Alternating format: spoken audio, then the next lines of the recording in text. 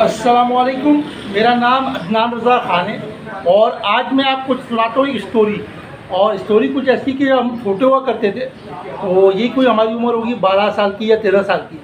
तो हम मदरसे पढ़ने जाते थे स्कूल के बाद। तो सीन ये हुआ कि भाई हम लोग खेला करते थे वीडियो गेम। तो वीडियो गेम में हम थोड़ा सा इंटरेस्टेड थे। जो बाहर जो दुकान पे वीडियो गेम उस टाइम पे होते थे वो आप सबको याद होंगे। तो सीन ये हुआ कि भाई एक दिन हमने हमारा मदरसे से टुल्ला, क्योंकि हमारा खेलने को जी कर रहा था वीडियो गेम। हमने कज़न को बोला कि यार जाके बोल देना मौलवी साहब को कि अदनान को हुआ हुआ बुखार, तो अदनान इसीलिए नहीं आया। अच्छा, वीडियो गेम के बराबर में थी पंक्चर की दुकान।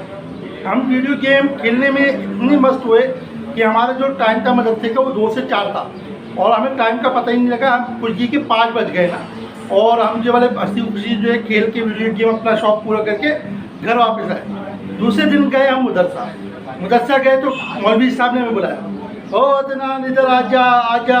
मौलवी साहब के पास गए, बोला जी मौलवी साहब। बोले कल तुम्हें बड़ा तेज़ बुखार हुआ था। हमने बोला जी मौलवी साहब। बोले तो वीडियो गेम पे कौन था, ऐसे मस्त हुआ था वीडियो गेम पे जैसे लग रहा था कि हैंडल ही बाहर आ जाएगा। तो और तो फिर उसके बाद उन्होंने हमें बाल चल करके दिखाया और पीठ पे 2 मुक्के मारे, हमारी पीठ सीधी हो गई। लेकिन वो बात अभी भी हमें याद है। वो जो हमारे लम्हे थे बचपन को हमें याद आते कि किस तरह हमने मौलवी साहब से इस हवाले से मार खाई थी, क्योंकि हमारे घर में भी ममानियत थी। हमारे मामू भी इस बात पर हमें कूट दिया करते थे कि वीडियो गेम खेलने नहीं आना। जितनी गुजारिश थी हमें जज़ाकल्लाह, अल्लाह हाफ़िज़।